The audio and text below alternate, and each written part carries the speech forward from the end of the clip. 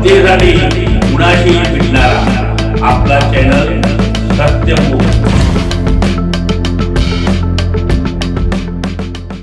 माणगाव तालुका हातकणंगले येथील सामाजिक कार्यकर्ते व पत्रकार बापूसाहेब रामचंद्र मोरे यांचे निधन दिनांक 9 डिसेंबर 2025 रोजी आकस्मिक झालं। यामुळे त्यांचे मित्रमंडळी व सामाजिक कार्यकर्ते यांना मोठा धक्का बसला। बापूसाहेब मोरे हे मनमिळाऊपणाने राहणारे चांगले व्यक्तिमत्व होतं। ते आपल्या परीने गरिबांना व अडलेल्या नडलेल्या लोकांना सरकारी कामात इतर पद्धतीने सुद्धा सर्व लोकांना सहकार्य करत होते। त्यामुळे त्यांचं लौकिक चांगल्या पद्धतीने होता। ते रोज हातकणंगल्यात जाऊन सर्व प्रकारच्या सरकारी कार्यालयांमध्ये संबंध चांगले ठेवून जनतेच्या अडचणी सोडविण्यासाठी लोकांना कायम मदत करत।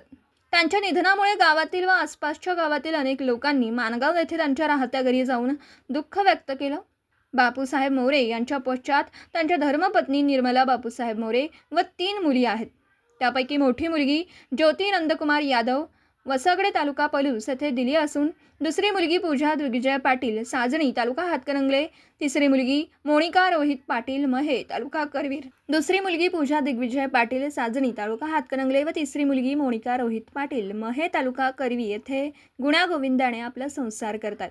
बापूसाहेब मोरे हे सत्यमुख संपादक श्री रमेशभाई पंडाजी यांचे जवळचे मित्र व भावापेक्षा जास्त जीव लावणारे होते।